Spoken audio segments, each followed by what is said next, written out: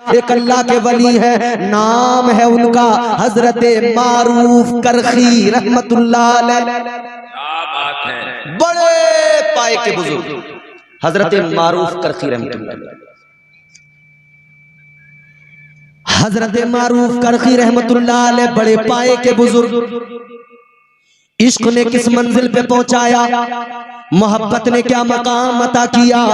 फरमाया गया जब कयामत कायम होगी, हजरत मारूफ करखी रहमतुल्लाह अलैह फरिश्तों के परों पर होंगे।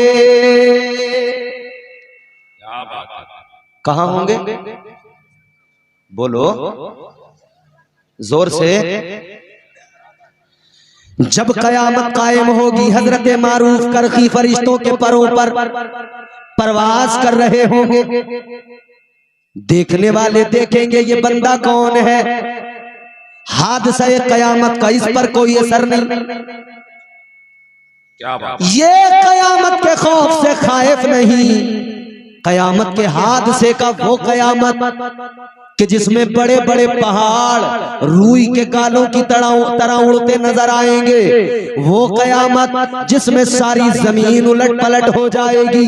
वो कयामत सारी दुनिया तबाह बर्बाद हो जाएगी, सब कुछ खत्म हो जाएगा। अल्लाह ताला ने कुरान मजीद में फरमाया, कुल्लु मन अलैहा फान व यबका वजहु रब्बिका जुल जलाली वल इकराम।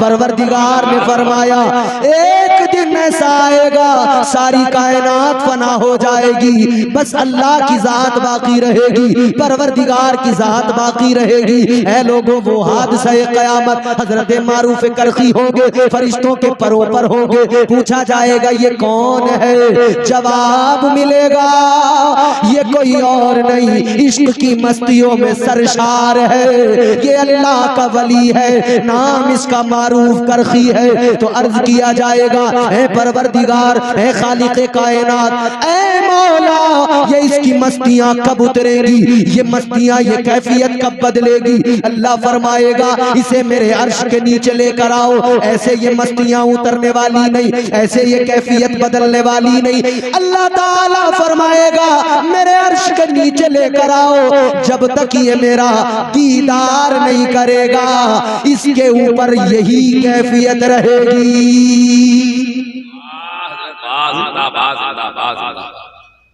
ये इश्क की कैफियत है, बहुत अच्छा। ये मोहब्बत की कैफियत है। अब यहां एक बड़े पते की बात बताता हूं आपसे। जब भी किसी जलसे में किसी आलिम ने, किसी शायर ने, किसी नकीब ने सवाल किया क्या आप नबी से मोहब्बत करते हैं, तो आपका जवाब क्या होता है जी? आपसे कहा कि हाथ उठाकर बताइए आप नबी से प्यार करते हैं, तो आप क्या करते हैं? हाथ उठाते हैं ना। अच्छा एक बार हमें भी उठाकर दिखाइए। जितने हाथ बड़ी जल्दी नीचे कर लिए, जैसे कि मानो बहुत मेहनत कर ली हो इन हाथों से, थके हुए हो। जितने लोगों के हाथ उठे इतने लोगों का दावा है कि हम नबी से मोहब्बत करते हैं। जी है दावा, हाथ नीचे। अब आपने जो ये उर्स की महफिल सजाई है ना, उर्स किसका होता है? अल्लाह के वलियों का। अब मैं आपको वलियों के पैगाम सुनाने वाला हूं। हमसे पूछा जाए हम फौरन हाथ उठा के कहते हैं हम नबी के आशिक हैं, हम नबी से मोहब्बत करते हैं। लेकिन बुजुर्गों की बात सुनो, सूफिया की बात सुनो, औलिया की बात सुनो। अल्लाह वालों ने फरमाया जब पूछा जाए क्या तुम मोहब्बत करते हो महबूबे खुदा से, तो अल्लाह वालों ने फरमाया जवाब कोई न दो, खामोश हो जाओ। आप कहोगे मौलाना हाथ पहले उठवा लिए, अब दूसरी बात बता रहे। अल्लाह वालों ने फरमाया अल्लाह वालों का अमल क्या? खामोशी, कोई जवाब नहीं। इस सवाल पर कोई जवाब नहीं। क्यों? वजह फरमाया गया अगर तूने ये कह दिया मोहब्बत नहीं करता तो काफिर हो जाएगा, अगर तूने इनकार किया तो काफिर हो जाएगा। इनकार कुफ्र है। और अगर तूने इकरार किया तो तू झूठा ठहरेगा। क्यों? अगर तूने कहा मैं मोहब्बत करता हूं तो मतलब तू झूठ बोल रहा है, झूठा साबित होगा। आप कहेंगे कैसे? तो चलो आका की बारगाह में ताजदार मदीना ने फरमाया, इमामुल अंबिया ने फरमाया, मुस्तफा जान रहमत ने ऐलान फरमाया, जो जिससे मोहब्बत करता है वो उस जैसा हो जाता है। आका ने इसीलिए तो ऐलान फरमाया, जो जिससे मोहब्बत करेगा हश्र उसका उसी के साथ होगा। तो मोहब्बत करने वाले के अंदाज वही होते हैं। मोहब्बत करने वाले का अंदाज बताता है ये मोहब्बत करता है, आशिक का अंदाज बताता है ये आशिक है, दीवाने का अंदाज बताता है ये दीवाना है। ईमानदारी से बताओ, क्या आपने किसी पागल आदमी को बिल्कुल सही लोगों की तरह रहते हुए देखा है? पागल आदमी हो, मेंटल, तो वो वैसे ही काम करता है पागलों जैसे। किसी प्रोफेसर की तरह तो बात नहीं करेगा बैठ के आपसे। पागल तो पागल है। लोगों, इसी तरह किसी सही आदमी को कभी आपने पागलों जैसी हरकतें करते नहीं देखा। कोई ना कोई डिस्टर्बमेंट होता है, मेंटली डिस्टर्ब अगर बंदा है तभी करता है। सुभान अल्लाह। मतलब साफ है, जो जैसा है वैसा ही रहेगा। दीवाना दीवाना रहेगा, पागल पागल नजर आएगा, आशिक आशिक नजर आएगा। तो एक अल्लाह वाले ने कहा, हमें देखो, हमें देखकर अगर तुम्हें पता लगे कि इश्क की मस्तियां चढ़ी हैं तो हमें पागल न कहना, बल्कि यूं कहा, क्यों पागल पागल कहते हो, मैं हूं उस यार का दीवाना। क्यों पागल पागल कहते हो, मैं हूं उस यार का दीवाना। तुम भी पागल हो जाते जो देखते जलवाए जानाना। क्या बात है। नारे तकबीर, नारे रिसालत, मसलके आला हजरत। सुभान अल्लाह। कुछ ही देर में नबी आला हजरत हुजूर अदनान मियां साहब से बिला तशरीफ लाने वाले 5 मिनट में इंशाअल्लाह। फिर उसके बाद में जो है सलाम होगा। आप तमामी हजरात जो भी इधर उधर बातें कर रहे हैं उनसे गुजारिश है कुछ जल्द से जल्द आ जाए। अब बहुत जल्दी मैं आपको इख्तिताम की तरफ लेके जा रहा हूँ, क्योंकि अब नबी हुजूर आला हजरत तशरीफ लाने वाले हैं। इंशाअल्लाह उनके चेहरे का आप दीदार करेंगे। तो अल्लाह वालों ने क्या फरमाया जी? फरमाया इनकार किया तो कुफ्र, इकरार किया तो झूठा साबित होगा। क्यों? इसलिए कि जो जिससे मोहब्बत करता है वो उसी के रंग में रंग जाता है। बोलो बोलो। जो जिससे मोहब्बत करता है वो उसी की गली के चक्कर लगाता है। जो जिससे मोहब्बत करता है वो उसी के रंग में रंग जाता है। जो जिससे मोहब्बत करता है वो उसी की बातें सुनता है। जो जिससे मोहब्बत करता है वो उसी की बात को मानता है।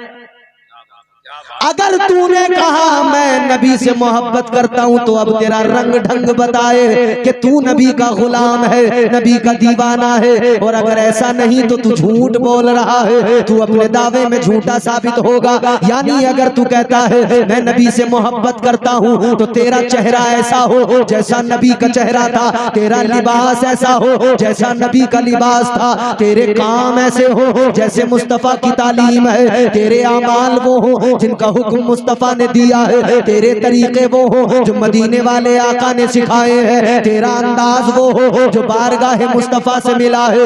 ऐ लोगों, यही तो वजह है हम इश्क में कच्चे हैं। इसीलिए चेहरा नबी के जैसा नहीं, इसीलिए लिबास नबी के जैसा नहीं, इसीलिए किरदार नबी के जैसा नहीं, इसीलिए गुफ्तार नबी के जैसी नहीं, इसीलिए अंदाज वो नहीं जो नबी ने अता किया। लेकिन वो जो पक्के थे इश्क में, उनका आलम क्या था? वो इश्क में इतने पक्के अल्लाह अल्लाह। मुस्तफा जाने रहमत की बारगाह में एक आशिक आया। आशिक के आने का अंदाज ये मुस्तफा ने ऐलान कर दिया था, दीवानों इस्लाम को तुम्हारा माल चाहिए। दीवाने माल लेकर आए, मगर एक आशिक इस अंदाज में आया, घर के अंदर लोग ताला लगाते हैं, वो अपने घर का ताला भी लेके आ गया। लोग झाड़ू लगा के झाड़ू रख देते हैं, वो अपने घर की झाड़ू भी लेके आ गया। लोग सुई से लिबास सिलते हैं, वो घर की सुई भी उठा के ले आया। सब कुछ लेके आ गया। खुद ने क्या पहना? टाट पहना, अपने कपड़े भी ले आए। टाट पहना, बबूल के कांटे लगा लिए, बबूल के कांटों से उसको सी लिया। अल्लाह अल्लाह, दीवाना आका की बारगाह में आ गया। मुस्तफा ने फरमाया, ए दीवाने क्या लाया, क्या छोड़ के आया? आका जो कुछ था सब लेके आ गया। आका ने फरमाया, ए मेरे गुलाम, ए मेरे दीवाने, ये तो बता तू अपने घर क्या छोड़ के आया? दीवाना कहने लगा, मैं अपने घर अल्लाह का प्यारा रसूल छोड़ के आया हूँ। सब कुछ लेके आ गया, घर छोड़ा है तो अल्लाह का महबूब छोड़ा है।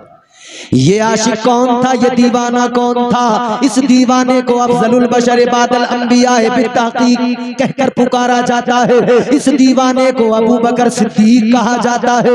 ये नबी के सहाबी हजरत अबू बकर सिद्दीक हैं। अल्लाह अकबर, जरा गौर फरमाइए। अब अंदाज तो देखो दीवाने के। दीवाना टाट पहन के आया, बबूल के कांटों से सी के आया, मगर सुनो सुनो, उसी दौरान आका की बारगाह में तमाम नबियों के सहाबी हजरत बुलबुले सिदरा आ गए। तमाम नबियों को वही पहुंचाने वाले हजरत बुलबुले सिदरा आ गए, ताहिरे सिदरा आ गए, अदब का मुरक्का बने हुए, बालों पर समेटे हुए आए, हाजिर खिदमत हुए। मगर मेरे अजीजों, आका ने देखा आज जिब्रील की हालत अलग है। आज जिब्रील के अंदर, इधर देखो, इधर मियां यहीं आएंगे भाई। अभी कहाँ आएंगे तो यहीं आएंगे। आप इस्तकबाल करना, मैं भी करूंगा। अभी पहले बात तो सुन लो जब तक हजरत नहीं आ रहे। सही बात। ताहिरे सिदरा आका की बारगाह में आए, बुलबुले सिदरा आका की बारगाह में आए। मेरे आका ने आ जाने का अंदाज देखा, अंदाज बदला हुआ है, अंदाज जुदा है। अंदाज दीवाने का अपना लिया है बुलबुले सिदरा ने। ताहिरे सिदरा आज टाट का लिबास पहन के आए हैं। मुस्तफा जाने रहमत ने फरमाया, बुलबुले सिदरा ये क्या पहना? तो कहा, या रसूल अल्लाह, मैंने नहीं, सारी आसमानी मखलूक ने यही लिबास पहना है। आंखों से किसी को देखो तो तबीयत माइल होती है, और किसी का जिक्र सुन लो तब भी तबीयत माइल होती है। सैफ भाई, सैफ रजा कानपुरी साहब को आपने यूट्यूब पे देखा? अरे बड़े बढ़िया है, बहुत अच्छी नात पढ़ते हैं। तो ये मुलाकात आपकी हो गई आंखों के जरिए भी, हालांकि आपने एक डिवाइस के जरिए इनको देखा, और कानों के जरिए क्या आपने इनकी आवाज को सुना? बड़े अच्छे हैं, इनको बुलाना चाहिए, बुला लिया। देखा तब तबीयत माइल हुई, सुना तब तबीयत माइल हुई। मोहब्बत की अगली मंजिल यही तो है जिसे मैलान कहा जाता है। जब किसी को देख लिया तो दिल माइल हो गया, जब किसी का जिक्र सुन लिया तो दिल माइल हो गया। दिल जब माइल हो गया, समझो बंदा मोहब्बत की अगली मंजिल पे पहुंच गया। अब इसके अंदर मैलान की कैफियत पैदा हो गई, और ये कैफियत बगैर देखे बगैर सुने पैदा नहीं हो सकती। एक आदमी गांव का रहने वाला हो, कभी गांव से बाहर नहीं निकला हो, उसे कोई आकर बताए कि ताजमहल बहुत खूबसूरत है, उससे पहले वो जानता ही नहीं हो, तो जब बताया गया तब उसकी तबीयत माइल हुई कि दुनिया में कोई चीज ताजमहल भी है हमारे मुल्क में, और लोग बता रहे हैं बड़ा खूबसूरत है। तो अब जिक्र सुन लिया, तबीयत माइल हो गई। एक तो ये सुन के माइल हो जाना, एक देख के माइल। इसकी ज्यादा वजाहत तो मुझे करने की जरूरत ही नहीं है, क्योंकि ये मेरे सामने तकरीबन नौजवान लोग बैठे हैं, ये देखते ही तो फिसल जाते हैं। देख के तो काम खराब होता है, सबसे पहले आंखों का कसूर है। जलसे वालों, मैं जब आपके जलसे में आया मैंने बहुत कुछ देखा, अच्छी लाइटें लगी देखी, अच्छी डेकोरेशन देखी, अच्छे शामियाने देखे, बेहतरीन इंतजाम देखा, सब देखा, मगर मैंने साथ साथ आपके ये वाले लटके हुए पर्दे भी देखे, जो आपने मर्द और औरत के दरमियान एक पर्दे का एहतमाम किया। तो मैं इसे देख के हैरान हो गया, इसकी तरफ मेरी तबीयत माइल नहीं हुई। ये पर्दे और जरा से ऊंचे होते तब मैं कहता हाँ वाकई अच्छा काम किया है। तो आपके इस काम से भी मुझे मोहब्बत हो जाती है कि ये पर्दे अगर थोड़े से और ऊंचे कर लेते, क्योंकि हालात ये हैं, अल्लाह रहम फरमाए, आजकल हमारी औरतें यूं तो बेपर्दा घूम ही रही हैं, मगर जहां औरतों को पर्दे का सबक दिया जा रहा हो वहां भी औरतें बेपर्दा ही बैठी हों। तो मुझे बताओ क्या सीखा और क्या सिखाया जी। तो आपका इंतजाम सब अच्छा है, अगले साल से ये पर्दे आपको ऊंचे करने हैं, करोगे? अच्छा एक बात और, आज तो चलो इल्ला माशाअल्लाह ये है, मुझे लग रहा है कल तो ये पर्दे भी खत्म हो जाएंगे जो थोड़े बहुत हैं, क्योंकि कल जब ढोलक की थाप और घुंघरुओं की आवाजें गूंजेंगी तो फिर इन्हें किसी को पर्दे की फिक्र रह रही है, फिर तो उछल कूद ही रह जाएगी। अल्लाह खैर फरमाए। सबसे ज्यादा जो गड़बड़ी होती है आंखों की वजह से होती है। वो किसी ने कहा है ना, देखा जो हुस्ने यार तबीयत मचल गई, आंखों का था कसूर छुरी दिल पे चल गई। सबसे पहली मुजरिम आंखें, सबसे पहला जुर्म आंखें किया करती हैं। आंखों ने देखा मुलाकात हो गई, अगली मंजिल पे बंदा पहुंचा मैलान, तबीयत माइल हो गई। फिर ये आगे बढ़ता चला गया, लेकिन मजाजी मोहब्बत में क्या मिला? रुसवाई मिली, जिल्लत मिली। मजाजी मोहब्बत में क्या मिला? रुसवाई और जिल्लत मिली। वहीं अगर इश्क हकीकी हो तो रुसवाइयां नहीं मिलती, बल्कि दुनिया में भी अल्लाह इज्जतों के ताज अता फरमाता है और आखिरत में भी अल्लाह ताला इज्जतों की मसनदें अता फरमाता है। इश्क की अगली मंजिल, मैलान, तबीयत माइल हो गई, आगे बढ़िए। अब मुलाकात हुई, दीदार हुआ या जिक्र सुन लिया, फिर उसके बाद में बंदा उठ के चला गया या वो जिससे मुलाकात हुई वो चला गया। लेकिन जाने के बाद अगर वो तसव्वुर बरकरार है, तसव्वुर में वही शख्स है या वही चीज है या वही जगह है, तो समझ लो मोहब्बत की अगली मंजिल पे पहुंच गया बंदा। उस मंजिल का नाम तसव्वुर है। अगली मंजिल को तसव्वुर कहा जाता है। फिर बंदा रात दिन उन्हीं ख्यालात में गुम रहता है, वो उन्हीं तसव्वुरात में। तसव्वुर दुनिया के हसीनों का हो, सिवाय नुकसान के कुछ नहीं।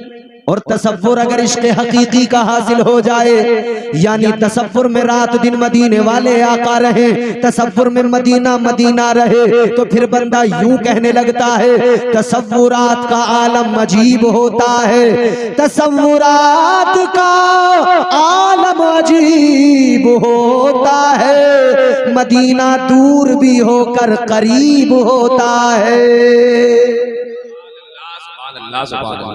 नारे तकबीर, नारे रिसालत, फैज़ाने औलिया इकराम, उर्से मुक़द्दस। तो अगली मंजिल तसव्वुर, तसव्वुर के आगे बढ़ो, फिर अगली मंजिल आती है। पहली मंजिल क्या बताई मैंने? मुलाकात। दूसरी मंजिल मैलान, तीसरी मंजिल तसव्वुर और चौथी मंजिल। अब तसव्वुर के बाद में चौथी मंजिल, फिर बंदा रह नहीं पाता, फिर वो रह नहीं पाता। बेकरारियां बढ़ती हैं तो तलब पैदा होती है।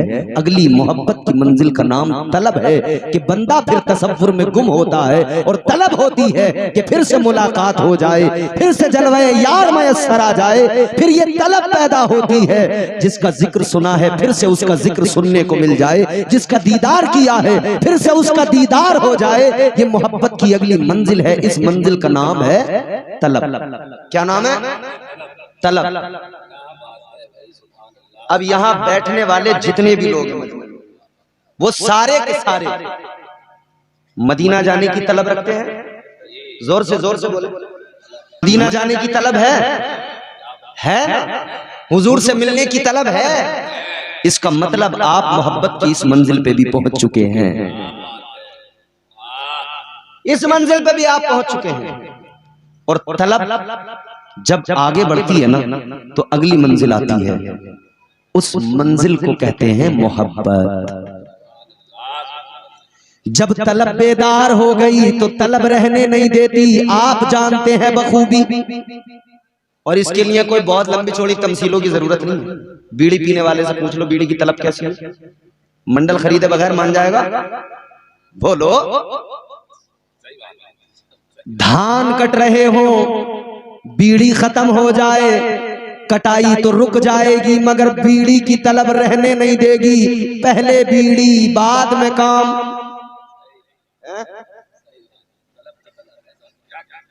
सिगरेट पीने वाला मान जाएगा बगैर सिगरेट के? नहीं मानेगा। तलब तो तलब होती है। ये आपने नालियों में पड़े शराबी नहीं देखे? हर रोज नालियों में गिरकर जलील होते हैं, मगर अगले दिन उनकी तलब उन्हें फिर शराब की दुकान पे लेके जाती है। अगले दिन उनकी तलब उन्हें फिर उसी मंजिल पे लेके जाती है। क्या तुमने इश्क में मजनू बने दुनिया में पिटते हुए रस्सियों में बंधे हुए लोग नहीं देखे? पकड़े भी जाते हैं, दीवारों पे छलांग लगाते हुए पकड़े भी जाते हैं, लेकिन फिर भी तलब तो तलब है। फिर दोबारा मौका ढूंढते हैं मुलाकात का। है कि नहीं? बोल नहीं रहे हो आप?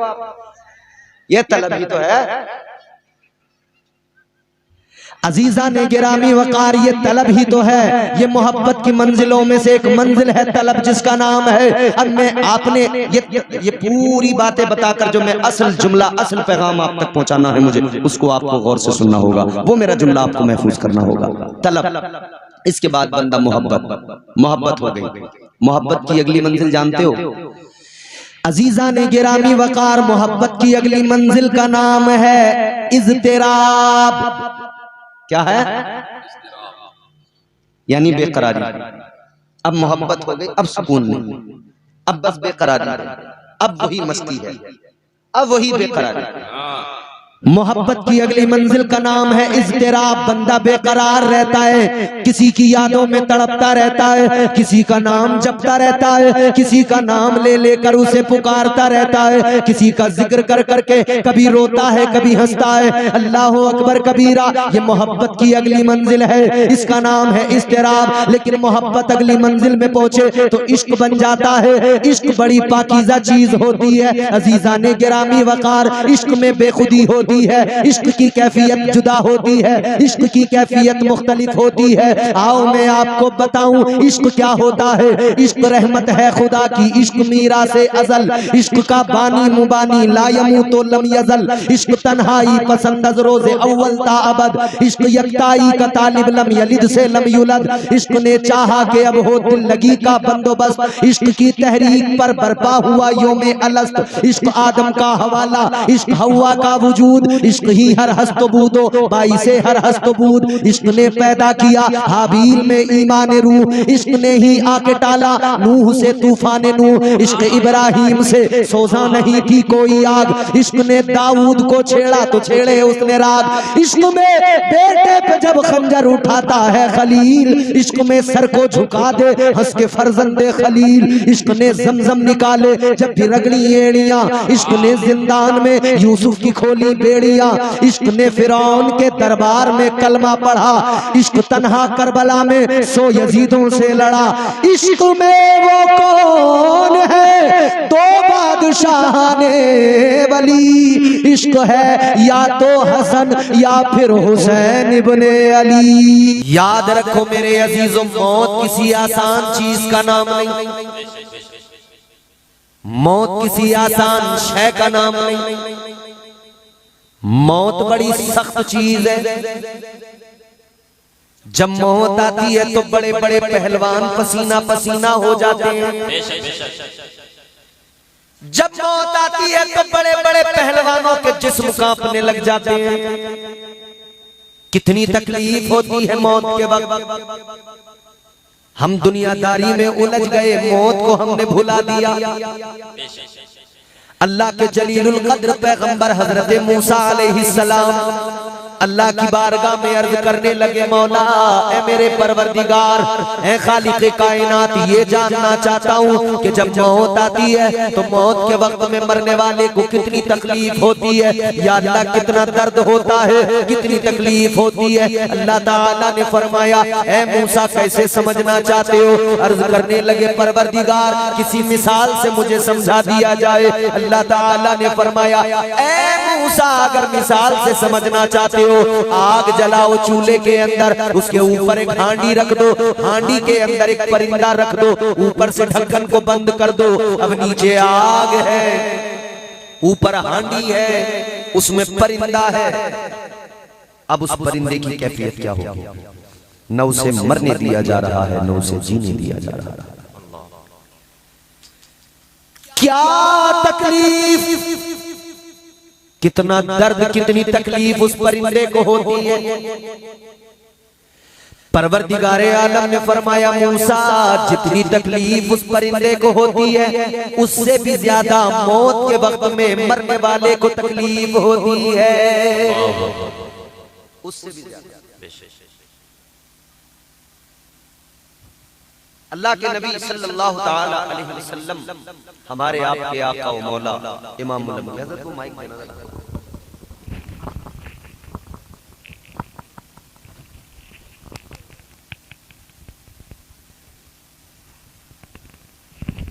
तो ताजदार मदीना वाली कायनात हुजूर सल्लल्लाहु अलैहि वसल्लम, हमारे आका व मौला मुस्तफा जाने रहमत की जब तबीयत अलील अलालत के दिनों का हाल बताता हूं। बिस्तरे अलालत पर है मेरे आका, ताजदार मदीना की शहजादी सैयदा हजरत फातिमा ज़हरा हुजूर के करीब, मुस्तफा जाने रहमत के करीब। हुजूर का जिस्म बुखार से झुलस रहा है। फिर वो वक्त आया कि बुलबुल सिदरा हाजिर खिदमत में, फरिश्तों के सरदार आका की बारगाह में आए। तायरे सिदरा अदब का मुरक्का बने हुए, बालों पर समेटे हुए आका की बारगाह में आए। मुस्तफा जाने रहमत की बारगाह में आकर अर्ज करने लगे, या रसूल अल्लाह, आका मौत का फरिश्ता आया है, इजाजत मांग रहा है। या रसूल अल्लाह, अगर आप इसे इजाजत दे तो ये अपना काम करे। बारगाह इमामुल अंबिया, इसीलिए इजाजत मांगा जी, वरना कभी किसी से इजाजत नहीं लेता मौत। चाहे गांव का मुखिया हो, चौधरी हो, सरदार हो, इलाके का चाहे कोई बहुत बड़ा मालदार आदमी हो, चाहे कोई रियासती वजीर हो, कोई भी हो, कितना ही ताकत वाला हो, कितनी ही दौलत वाला हो, मौत का फरिश्ता आता है, किसी से इजाजत नहीं मांगता, बस आता है, अपना काम करके चला जाता है। लेकिन अजीजाने गिरामी वकार बारगाह मुस्तफा है, मेरे आका की बारगाह में मौत का फरिश्ता इजाजत मांग रहा है। अल्लाह के नबी की बारगाह में बुलबुले सिदरा ने अर्ज किया, या रसूल अल्लाह, मौत का फरिश्ता इजाजत मांग रहा है। आका अगर आप इजाजत दे तो ये अपना काम करे। ताजदारे मदीना ने इजाजत दी, आपके मेरे आका ने इजाजत दी, मुस्तफा जाने रहमत ने इजाजत दी। अल्लाह अल्लाह, मौत का फरिश्ता आगे बढ़ा। हजरत इस्राईल अलैहिस्सलाम आगे बढ़े, ताजदारे मदीना की रूह निकालने के लिए, मुस्तफा जाने रहमत की रूह कब्ज करने के लिए। अल्लाह अकबर कबीरा। अब ये फरिश्ता रूह निकालने लगा। मेरे आका ने फरमाया, ऐ फरिश्ते, तकलीफ हो रही है। अल्लाह, क्या तकलीफ बोले? कौन फरमा रहे हैं? महबूबे खुदा, प्यारे रसूल सल्लल्लाहु अलैहि वसल्लम, ताजदारे नबियों के नबी, रसूलों के रसूल। सोचा कभी जब हुजूर ये फरमा रहे हैं तकलीफ हो रही है, तो हमा शुमा की बात क्या रहे, हमारी आपकी औकात क्या रहे? ताजदारे मदीना ने फरमाया, मौत के फरिश्ते, तकलीफ हो रही है। मौत का फरिश्ता अर्ज करने लगा, या रसूल अल्लाह, आपको तो तकलीफ दी ही नहीं जा रही है, बिल्कुल आसानी से आपकी रूह कब्ज की जा रही है। तो मेरे आका ने फरमाया, फरिश्ते जरा ये बताओ, जब मुझे तकलीफ नहीं दी जा रही है तब ये हाल है, तो जरा ये बता दो, मौत के वक्त में तकलीफ कितनी होती है मरने वाले को? मुस्तफा जाने रहमत ने फरमाया, फरिश्ते जरा बताओ, मौत के वक्त में तकलीफ कितनी होती है? फरिश्ता अर्ज करने लगा, या रसूल अल्लाह, बहुत तकलीफ होती है। कितनी? आका, इतनी कि जैसे जिंदा बकरी की खाल को खींच के, जिंदा बकरी की खाल को यूं खींच के उतारा जाए, जितनी तकलीफ उस बकरी को होती है, उससे भी ज्यादा मौत के वक्त में मरने वाले को तकलीफ होती है। अल्लाह, सोचो भाई, रात में बिस्तर पे लेट के आंखें बंद करने से पहले सोचना कि ये आंखें बंद हो रही हैं, हो सकता है दोबारा न खुले। बेशक बेशक बेशक, हो सकता है ये जिंदगी की आखिरी रात हो जाए, अगली सुबह ही नहीं देख पाए। यहाँ कोई आदमी ये दावा नहीं कर सकता कि मैं कब मरूंगा, किसी भी वक्त हो सकता है, हो सकता है कि ये आज की रात हम बैठे हैं इस बज़्म के अंदर, हो सकता है ये हमारी आखिरी रात, और जरूरी नहीं है, ये तो अल्लाह जानता है कब कब किसकी मौत आनी है, किसका कितना वक्त है, किसको कितनी जिंदगी मिली। आप थोड़े से लोग हो, मैं चाहता हूं बस संजीदगी के साथ में कुछ काम की बातें आपको सुना जाए। जब बिस्तर पर लेटो तो सीने पे हाथ रखना, दिल की धड़कनों को महसूस करना, और फिर सोचना, आंखें बंद तो कर रहा हूं, कहीं ये आखिरी बार ना हो। ये दिल की धड़कनें जो महसूस कर रहा हूं, कहीं ऐसा ना हो ये दिल की धड़कनें रुक जाए। पीराने पीर, रोशन ज़मीर, ताजदारे बगदाद, वलियों के वली, सरदारे औलिया, जिनकी 11वीं मनाते हो सरकारे गौसे आजम, आपने फरमाया, लोगों, जब मौत आती है तो हाल बदलने नहीं देती। जी जी जी, जब मौत आती है, बहुत काम का जुमला बता रहा हूं, सरकार गौसे आज़म का बहुत काम का, बच्चों बुजुर्गों जवानों सुन। ताजदारे बगदाद ने फरमाया, जब मौत आती है तो हाल बदलने का वक्त नहीं मिलता, हाल बदलने नहीं देती। फरमाते हैं, जिस हाल में मरना चाहते हो उसी हाल में जीना शुरू कर दो। अब अपने दिल से पूछें कि किस हाल में हम मरना चाहते हैं। मैं आपसे सवाल करूं, आप किस हाल में मरना चाहते हैं? बुरे से बुरा इंसान भी कहेगा अच्छे हाल में मरना चाहता हूं। जी जी, बहुत बड़ा पापी भी होगा ना, गुनहगार भी होगा। क़िबला हाफिज इब्न हसन साहब वो भी यही कहेगा कि अच्छे हाल में मरना चाहता है। कितने अच्छे हाल में, कितने अच्छे हाल में। तो फिर कहेगा काश दिल की ये हसरत, काश दिल की ये हसरत, काश दिल की ये हसरत कम से कम निकल जाए, काश दिल की ये हसरत, काश दिल की ये हसरत,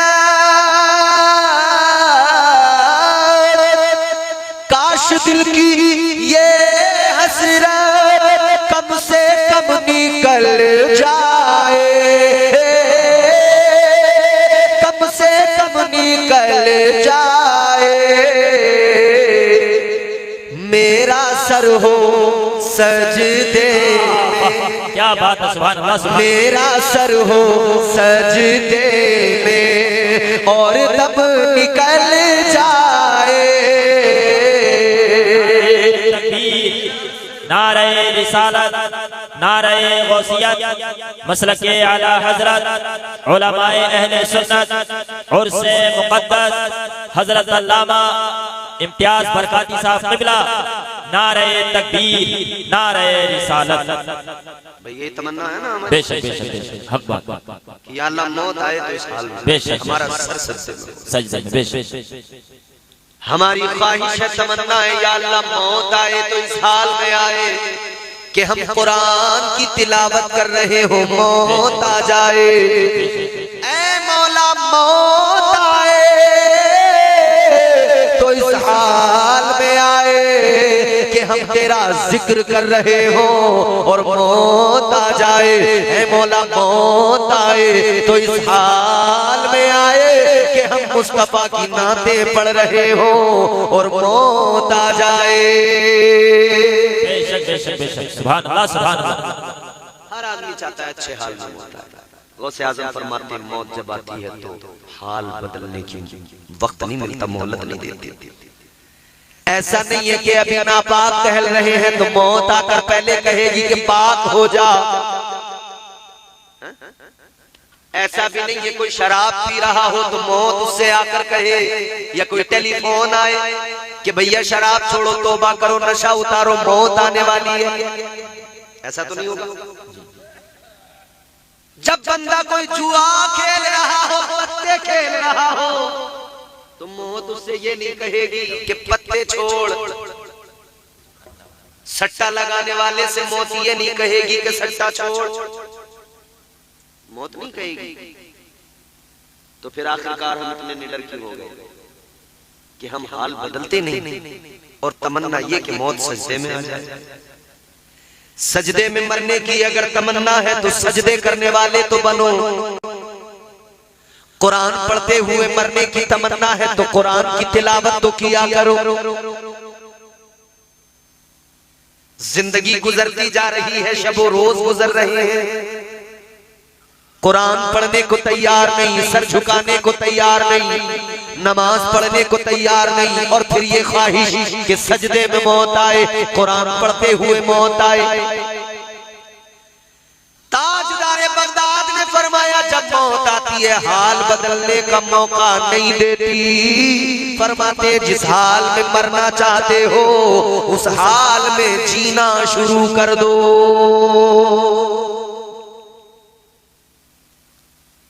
हुजूर है इमामुल अंबिया है, फरमा रहे फरिश्ते तकलीफ हो रही है, हमने डर बैठे, हमें कोई परवाह नहीं, हमने दुनिया को सब कुछ समझ लिया, ये जानते तो हैं कि हम एक दिन मरना है, ये तो पता है हमें कि एक दिन मौत आएगी, मगर निडर इतने बड़े हो गए कि कब्रिस्तान में जाकर भी हम अपनी मौत को याद नहीं करते।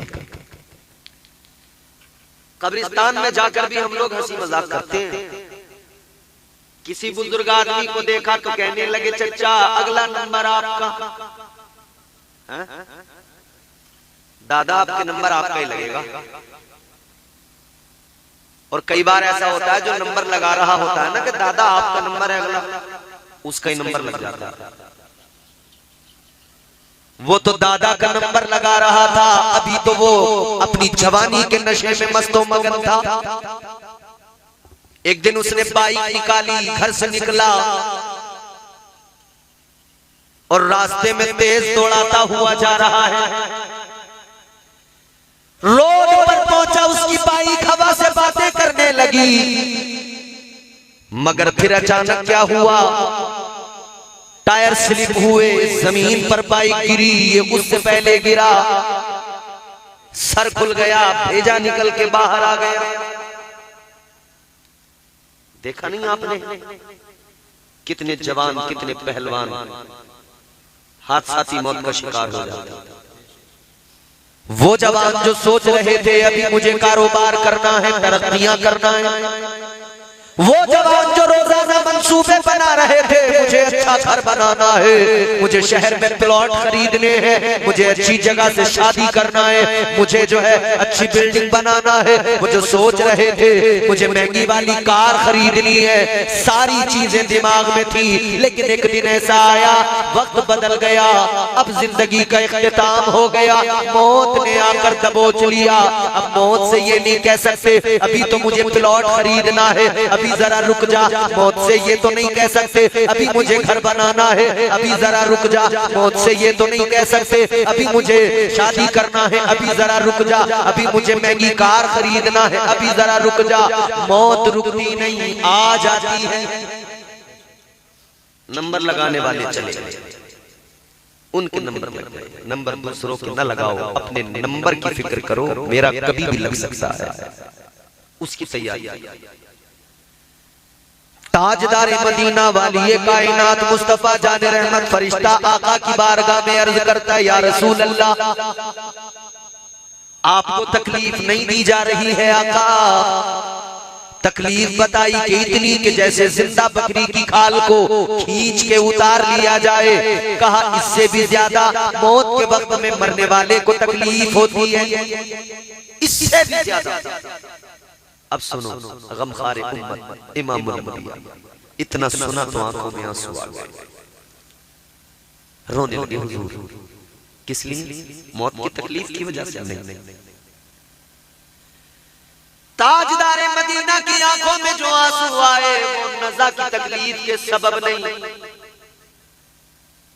आका की आंखों में आंसू आए तो फकत इसलिए कि हुजूर ने आपको और मुझे, हम गुनहगारों को याद कर लिया। उम्मत याद आ गई, आका को गुलाम याद आ गए। मुस्तफा जाने रहमत की आंखों में आंसू। अब जुमला सुनो, कलेजा फट जाता है सुन के। उम्मती उम्मती तुझे हुजूर ने कैसे याद किया, कितना याद। ताजदारे मदीना ने मौत के फरिश्ते से फरमाया, ऐ मौत के फरिश्ते, जितनी तकलीफ देना है मुझे दे दे। आज सारी तकलीफ मुझे दे दो, मगर मेरे किसी उम्मती को मौत के वक्त में तकलीफ न देना। जो न भूला हम गुलामों को रजा, याद उस प्यारे की आदत कीजिए। हर हाल में हुजूर ने याद रखा। हुजूर फरमाते, फरिश्ते जितनी तकलीफ देना हो मुझे दे दो, मगर मेरे किसी उम्मती को तकलीफ न देना।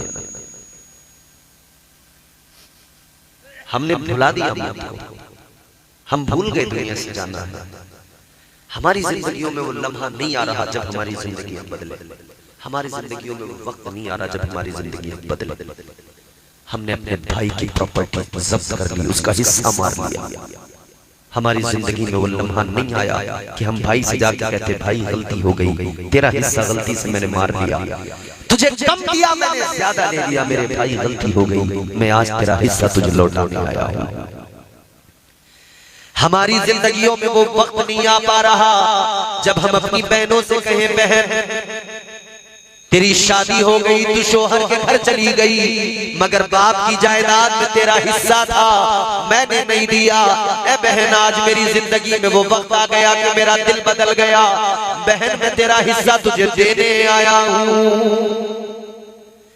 हमारी जिंदगी में वो वक्त नहीं आ रहा, अल्लाह ताला ने हमें दिया है तो उसमें कुछ गरीबों का हिस्सा भी रखा है। वो वक्त नहीं आ रहा कि हम गरीबों से जाकर के गरीबों, अल्लाह ताला ने जो दिया उसमें तुम्हारा हिस्सा है। लो आज मैं तुम्हारा हिस्सा तुम्हें देने आ गया हूं। बात समझ में आ रही है आपको? जी। अलम यअनी लिल्लज़ीना आमनू अन तख़शा क़ुलूबुहुम लिज़िक्रिल्लाह। कब आएगा वो वक्त हमारी जिंदगियों में? कब हमारी जिंदगियां बदलेंगी? कुरान कहता है कि अभी वक्त नहीं आया कि मोमिनों के दिल झुक जाएं अल्लाह के जिक्र की तरफ। वक्त ऐसे नहीं आ जाता मेरे अजीजों। उस वक्त के आने के इंतजार में अगर बैठे रहे, खुद कुछ न किया, तो वक्त कभी नहीं आएगा। कैसे आएगा वो वक्त? कुरान कहता है कद अफलह मन ज़क्का। तू अपने नफ्स को पाक कर ले, उसी दिन वो वक्त आ जाएगा जब तेरी जिंदगी बदल जाएगी। तू अपने मिजाज को पाक कर, अपनी फिक्र को पाक कर, अपनी सोच को पाक कर, अपनी तबीयत को पाक कर। मगर यहां हालत ये है, सोच भी गंदी हो गई, एहसासात भी गंदे हो गए, इंसान ने अपना वजूद भी गंदा कर लिया, ज़बानें गंदी हो गई, झूठ बोल बोल कर, गीबतें कर कर के, गालियां दे दे के ज़बानें गंदी हो गई। पूरा वजूद गंदा कर लिया। अब इस वजूद की गंदगी को मिटाने का एक इलाज है, एक तरीका है, और वो तरीका वही है जो अल्लाह वालों की सीरत से मिलता है, जो अल्लाह के वलियों की जिंदगियों से मिलता है। वो तरीका क्या है? वो तरीका अल्लाह का जिक्र है। जितना ज्यादा अल्लाह का जिक्र करोगे, उतनी ज्यादा तबीयतें निखरती चली जाएंगी, उतने ज्यादा दिल साफ और शफाफ होते चले जाएंगे। कोई और दूसरा रास्ता नहीं। दिल अगर साफ होगा, दिल की गंदगी दूर होगी तो अल्लाह के जिक्र से होगी। तबीयत अगर साफ होगी तो कोई और तरीका नहीं है अल्लाह के अहकामात पर अमल करने से। हुजूर की मोहब्बत से बदलाव आएगा, हुजूर की मोहब्बत से तब्दीली आएगी। आज ले उनकी पनाह, आज मदद मांग उनसे, आज ले उनकी पनाह, आज मदद मांग उनसे। कल न मानेंगे कयामत में अगर मान गया। आज अपने आप को बदलो, आज इनकलाब पैदा करो, आज जिंदगियों में तब्दीली लाओ, आज अपने आप को बदलो, वरना फिर अजीजों अल्लाह की अदालत में खड़े होकर सिवाय पछताने के और कुछ नहीं होगा।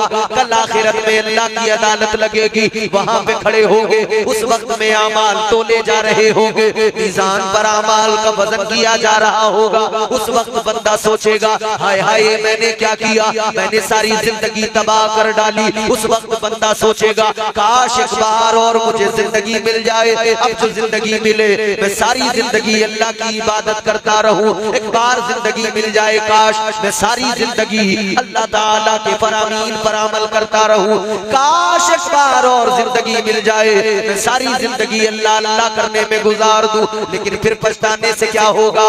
जिंदगी एक बार मिलती है, अल्लाह ने अब दी है, अब इसकी कदर कर लो। फिर उसके बाद में बंदा सोचेगा, मगर दोबारा ये जिंदगी नहीं मिलेगी। अच्छा, इस फिक्रे पे पहुंच के लोग पता है क्या कहते हैं? जिंदगी दोबारा नहीं मिलेगी। वो कहते हैं जिंदगी ना मिलेगी दोबारा, तो जो करना इसी में कर लो। तो वो क्या कहते हैं? कहते हैं मस्ती कर लो, मजे कर लो, अय्याशियां कर लो, बदमाशियां कर लो, ये सब काम कर लो, जिंदगी दोबारा नहीं मिलेगी। एक बार मिली है जिंदगी, इसको मजे से जियो, बदमाशियां करो खूब। बदमाशियां करने वाले इस छोटी सी जिंदगी की बदमाशियां और इस छोटी सी जिंदगी के ऐश न देख, बल्कि इस जिंदगी में मेहनत करके वो जो दायमी जिंदगी है आखिरत वाली, उसके ऐशो आराम के बारे में सोच। मौत एक बार आएगी जी, कितनी बार? जोर से बताएं। बंदा वहां ना आखिरत में जब अजाब दिया जा रहा होगा, वो तमन्ना करेगा कि मुझे मौत आ जाए, मगर फिर थोड़ी मौत आ रही है, क्योंकि मौत को भी मौत आ चुकी होगी, मौत का काम ही खत्म। कयामत के बाद अच्छा एक वक्त तो आना है ना, दुनिया में सारी कायनात फना होगी। कुरान कहता है कुल्लु मन अलैहा फान व यबका वजहु रब्बिका जुल जलाली वल इकराम। कुरान कहता है एक दिन आएगा सारी कायनात फना हो जाएगी, बाकी रहेगी तो अल्लाह की जात बाकी रहेगी, कुछ नहीं, बस अल्लाह की जात बाकी रहेगी। मौत एक बार आएगी, दोबारा नहीं आएगी। जहन्नम की तकलीफें, जहन्नम की तकलीफें और अजाब जब हो रहे होंगे तो बंदा कहेगा काश एक बार मुझे और मौत आ जाए, इस मुसीबत से छुटकारा मिल जाए। जैसे दुनिया में नहीं होता, कोई आदमी तकलीफ में हो, परेशानी में हो, मुसीबत में हो, तो क्या कहते हैं कि या अल्लाह मौत दे दे, उठा ले। हुजूर फरमाते हैं मौत को याद करना चाहिए, मौत की तमन्ना नहीं करनी चाहिए।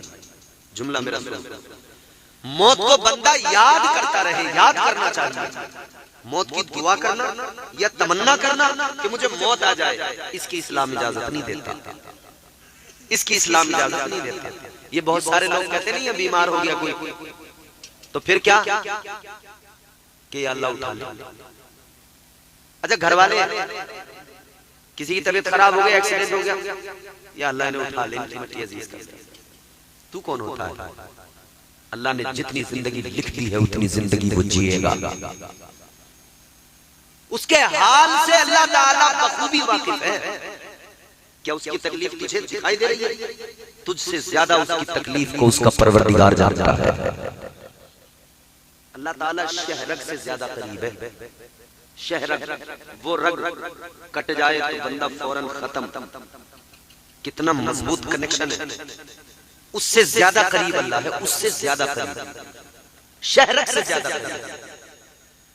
कुरान कहता है वनहनु अक़रबु इलैहि मिन हब्लिल वरीद। परवरदिगार आलम शहरक से भी ज्यादा करीब है। उसके दर्द का एहसास तुझे नहीं हो सकता, अल्लाह बखूबी जानता है। और किसे अल्लाह आजमा रहा है, किसे कब कौन सी तकलीफ में डालकर आजमा रहा है, ये तो अल्लाह ही बेहतर जानता है। मगर हमारे यहाँ अच्छा एक चीज है, हमारे यहाँ लोगों ने एक तसल्ली देने के लिए आपस में एक दूसरे को ऐसे ऐसे जुमले खोजे हैं। हर तरह की तसल्ली हमारे पास होती है, हर तरह की तसल्ली। जैसे किसी का एक्सीडेंट हो गया, हल्की फुल्की खरोंच आ गई, गाड़ी में नुकसान हो गया, तो अब देखने वाले आएंगे तो तसल्ली देंगे। क्या है वो तसल्ली? आकर कहेंगे अरे चलो कोई नहीं, गाड़ी का नुकसान हो गया, अल्लाह का शुक्र है, जान सलामत, जिंदगी सलामत, दुनिया सलामत, सब सलामत है। अरे हाथ पैर ठीक हैं, बच गए, अल्लाह का बड़ा करम हो गया, तसल्ली। और वाकई बात भी सही है। अच्छा अगर इसके बाद में चोट जरा ज्यादा लग जाए तो फिर तसल्ली दूसरी। मान लो पैर टूट गया, अरे अल्लाह का बहुत बड़ा करम हो गया, चलो फिर भी पैर भी आन पड़ी, पैर ही टूटा है और तो बाकी सलामत हो जाएगा ठीक। ये तसल्ली। अच्छा अगर इससे भी ज्यादा भयंकर हो जाए मसला, चोट ज्यादा लग जाए, ज्यादा टूट जाए, तो फिर दूसरी तरह की तसल्ली है। अरे चलो अल्लाह का बड़ा एहसान है, बड़ा अल्लाह का करम है, बच तो गए, चाहे खटिया पे पड़े रहेंगे घर में, मगर हैं तो सही, कम से कम पड़े पड़े खटिया पे देखते तो रहेंगे अपने बच्चों का, फिर ये तसल्ली। और अगर मर गए तो फिर भी एक तसल्ली। फिर कहते हैं बताओ इस हाल में थे, इतनी बुरी हालत थी, अगर बचे भी रहते तो बताओ क्या जिंदगी निकली, कौन करता उनका, कौन उठाता बिठाता, कौन उन्हें खिलाता पिलाता। अच्छा हुआ अल्लाह ने मिट्टी अजीज कर दी। फिर ये तसल्ली, हर तरह की तसल्ली हमारे यहाँ हमारे मुआशरे में। बहरहाल ये तो बात माने का आपने बताई, मगर कहने का मकसद ये है जिंदगी बड़ी अनमोल है, इसकी कद्र करो और अल्लाह का शुक्र अदा करते रहो कि उसने जिंदगी दी है। मौत की तमन्ना करना, मौत की दुआ करना इसकी इजाजत इस्लाम नहीं देता। हाँ, मौत को याद करें कि मुझे मरना है, कब्र में जाना है, मुझे कब्र में जाना है, मुझे फरिश्तों के सवालात के जवाब देने हैं। फरिश्ते आएंगे कब्र में, बड़े बहुत बड़े बड़े उनके जिस्म, बड़े बड़े उनके दांत अपने दांतों से जमीन को चीरते हुए कब्र में आएंगे। 3 सवाल करेंगे। पहला सवाल होगा मन रब्बुका, तेरा रब कौन। दूसरा माँ दीनु का, तेरा दीन क्या। और तीसरा माँ कुंत तक़ूलु फी हक़्क़ हाज़िहि रजुल। हुजूर का चेहरा दिखाया जाएगा, फिर सवाल होगा बता इनके बारे में क्या ख्याल रखता था। अब जिसने सारी जिंदगी दुनिया दुनिया दुनिया दुनिया दुनिया दुनिया इसमें निकाल दी, तो वो सोचे कि वहां मुझे जवाब देना। मोमिन होगा तो जवाब देगा। पहले सवाल का जवाब रब्बी अल्लाह, मेरा रब अल्लाह है। दूसरे सवाल का जवाब देगा दीनी अल इस्लाम, मेरा दीन इस्लाम है। और तीसरे सवाल का जवाब जब हुजूर का चेहरा दिखाया जाएगा, हादा मुहम्मदुर रसूलुल्लाह, ये तो अल्लाह का महबूब है, ये तो मेरे आका और मौला है, ये तो मेरे आका। क्या अकीदा रखता था? तो फिर कहेगा मैं तो अकीदा वही रखता था जो बरेली से मुझे मिला था। उन्हें जाना, उन्हें माना, न रखा गैर से काम। उन्हें जाना, उन्हें माना, न रखा गैर से काम। लिल्लाहिल हम्द में दुनिया से मुसलमान गया।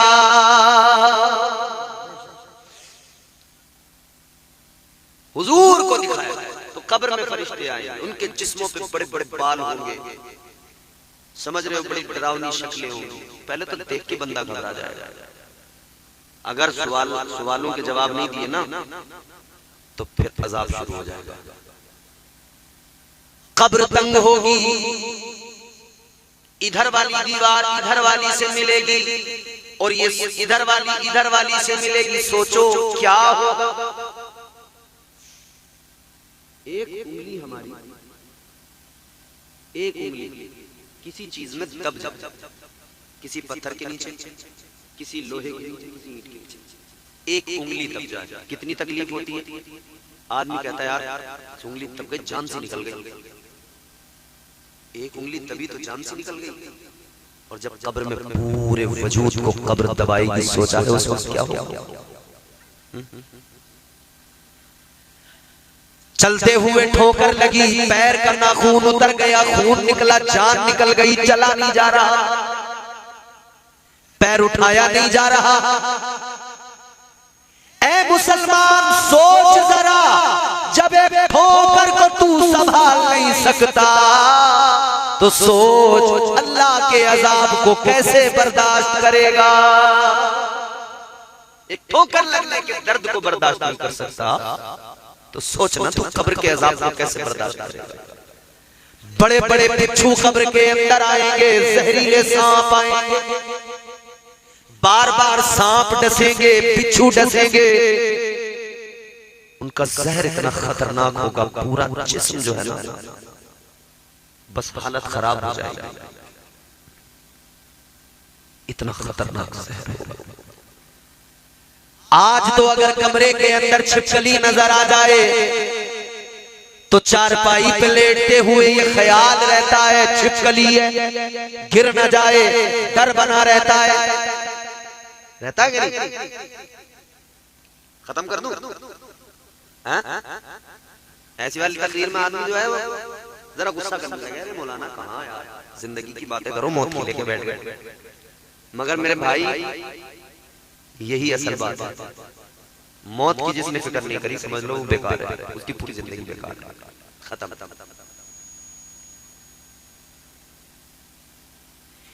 एक कमरे के अंदर छिपकली हो तो डर लग जाता है।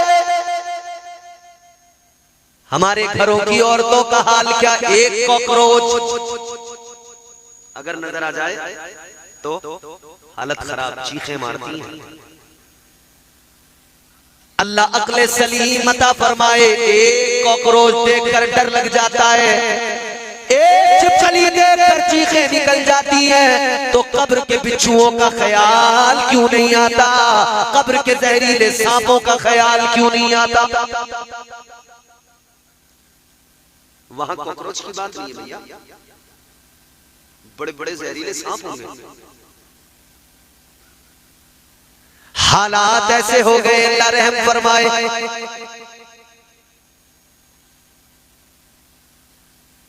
कब्र के अजाब के बारे में सुनना भी नहीं चाहते, सुनोगे नहीं तो दिल में डर कैसे पैदा होगा? ताजदारे मदीना ने लोगों को डराया भी है, किस लिए? कि वो गुनाहों से दूर हो जाए। और ये ऐसा वाला डर नहीं है जैसे माँ बच्चे को बस यूं ही डरा देती है, बेटे सो जा, पकड़ने वाले आ रहे हैं, करती है ना माँ। हालांकि इस्लाम इसकी इजाजत नहीं करता। जो माएं बच्चों को, बच्चा रो रहा है तो बच्चे को जो बिल्ली आ गई, बिल्ली आ गई, बिल्ली आ रही है, कुत्ता आ रहा है, कुत्ता, बंदर आ रहा है, करती है ना माएं। इस्लाम इजाजत नहीं देता, ये झूठ है, ये झूठ है। बच्चे को बहलाने के और बहुत तरीके हैं, झूठ ही। तो ये हुजूर ने जो उम्मत को बताया जहन्नम के बारे में, कब्र के अजाब के बारे में, ये ऐसा नहीं है जैसे माँ ने कह दिया बेटा बिल्ली आ रही है या पकड़ने वाले आ रहे हैं, ऐसा नहीं है। ये हकीकतन ऐसा ही है कि कब्र में अजाब होगा। कुछ लोग थे हुजूर के जमाने में भी जो कयामत के बारे में इनकार करते थे, कहते कयामत वयामत कुछ नहीं है, ये दुनिया यूं ही चल रही है। आज भी कुछ लोग ऐसे कह रहे हैं दुनिया बस यूं ही चल रही है और ये चलती रहेगी और इसमें जो लोग आते रहेंगे जाते रहेंगे, बस यही है जो कुछ है, उसके बाद में कुछ नहीं, न कोई आखिरत है न कोई कयामत है, कुछ नहीं। अल्लाह ताला ने इस ज़िम्न में कुरान में एक सूरत नाज़िल फरमाई 29वें पारे के अंदर। परवरदिगार आलम ने फरमाया ला उक़सिमु बियौमिल क़ियामह वला उक़सिमु बिन्नफ्सिल लव्वामह अयहसबुल इंसानु अल्लन नजमअ इज़ामह बला क़ादिरीन अला अन नुसव्विय बनाना। अल्लाह ने सूरत नाज़िल फरमाई कयामत के बारे में, मुकम्मल अल्लाह ने तफसील से बयान किया। तुम कहते हो कयामत कोई चीज नहीं, कुरान कहता है खौफ कर, अल्लाह से डर। कयामत आएगी, आएगी यकीनन। कैसे आएगी? बड़े बड़े पहाड़ रूई के गालों की तरह उड़ने लगेंगे। कैसे? रूई के गालों की तरह उड़ने लगेंगे। रूई देखिए, कॉटन कितनी हल्की होती है। ये बड़े बड़े बड़े बड़े पहाड़ ऐसे उड़ेंगे। जमीन अपने खजानों को उगल देगी, जमीन उलट पलट हो जाएगी। आएगी क़यामत। अल्लाह के नबी ने फरमाया, कुरान ने हमें बताया है कौले मोहम्मद कौले खुदा, फरमान न बदला जाएगा, बदलेगा ज़माना लाख मगर कुरान न बदला जाएगा।